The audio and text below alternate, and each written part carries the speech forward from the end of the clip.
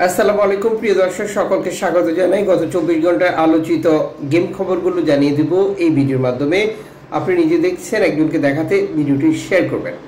November মাসের 25 তারিখ ভূমধ্যসাগর ব্যবহার করে লিবিয়াতে এবং গ্রিসে সাম্প্রতিক সময় শরণার্থী প্রবেশ অন্য যে কোনো সময় থেকে বেশি। ইতালি সরকারের যে প্রতিবেদন অনুযায়ী, যেটা গত বছর থেকে এই বছরে ইতালিতেও শরণার্থী প্রবেশ করেছে বেশি। তবে গ্রিসের ব্যাপারটা একেবারেই সম্পূর্ণ আলাদাভাবে ধরা দিয়েছে, বিশেষ করে লিবিয়া থেকে গ্রিস আসার বিষয়টি। যেমন গত 24 ঘন্টায় ভূমধ্যসাগরে এনজি সংস্থাগুলো এবং শরণার্থী যারা ইতালিতে আসার চেষ্টা করছিল তাদেরকে টার্গেট করে লিবিয়ান কোস্টগার্ড শুট করেছে।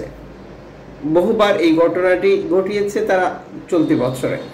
জানি ইউরোপীয় আদালত, আন্তর্জাতিক অপরাধ আদালতে লিবিয়ান কোস্টগার্ডের বিরুদ্ধে মামলা হয়েছে, যেটা স্বাভাবিক গতিতে চলছে। কিন্তু লিবিয়ান কোস্টগার্ড তাদের যে আচরণ, সেটা তো কোনো পরিবর্তন আনেনি, যার মূল কারণ তারা এই ধরনের আচরণ বা এভাবেই কার্যক্রম পরিচালনা করলে ইতালি এবং ইউরোপ ইউনিয়ন তাদেরকে টাকা বেশি দিচ্ছে, যার ফলাফল তারা আরও বেশি অর্থের জন্য এভাবেই আক্রমণাত্মক ভূমিকা অবতীর্ণ হয়েছে। আর এই পরিস্থিতি মোকাবেলায় তার বিপরীত চিত্র দেখা যাচ্ছে লিবিয়া থেকে গ্রিসের পথে। লিবিয়া থেকে গ্রিসের পথে কোনো ধরনের প্রতিবন্ধকতা ছাড়া, কোনো ধরনের নৌকাডুবি, আবহাওয়া প্রতিকূল পরিস্থিতি থাকার কারণে যেটা লাফিয়ে লাফিয়ে গেম বৃদ্ধি পেয়েছে। যেমন একটি প্রতিবেদন প্রকাশ করেছে গ্রিস কর্তৃপক্ষ, যেখানে তারা দেখিয়েছে গত বছর যেখানে মাত্র 5,000 শরণার্থী প্রবেশ করেছিল, চলতি বছর সেই অনুযায়ী 250% বেশি অভিবাসী প্রবেশ করেছে, যখন তারা চলতি বছরের সর্বশেষ আপডেটটি প্রকাশ করেছিল। প্রতিদিনই নৌকা প্রবেশ করছে গ্রিসের দ্বীপগুলোতে, আর এর আসার রাস্তা হচ্ছে লিবিয়া থেকে। যদিও সাম্প্রতিক সময় গ্রিস কর্তৃপক্ষ একইভাবে লিবিয়ার সাথে কাজ করার ঘোষণা দিয়েছে, বিশেষ করে লিবিয়ান কোস্টগার্ডকে প্রশিক্ষণ দিতে চায় তারা। তাহলে লিবিয়ান কোস্টগার্ড ও গ্রিসের থেকে প্রশিক্ষণ নিচ্ছে মূলত অর্থের জন্য।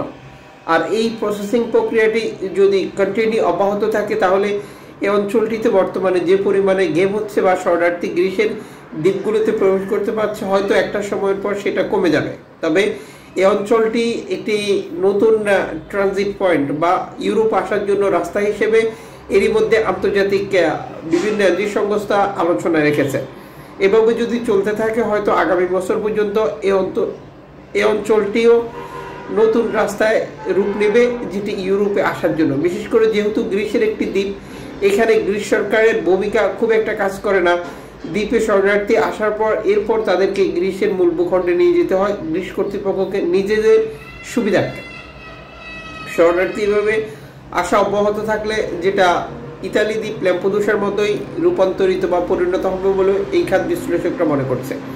গত 24 ঘন্টা রেকর্ড সংখ্যক গেম হয়েছিল আফ্রিকার বিভিন্ন দেশ থেকে স্পেনকে টার্গেট করে, এবং লিবিয়া থেকে অনেকগুলো গেম হয়েছে, যেটা ইতালি বিভিন্ন দ্বীপ এবং ল্যাম্পেদুসা হটস্পটকে টার্গেট করে।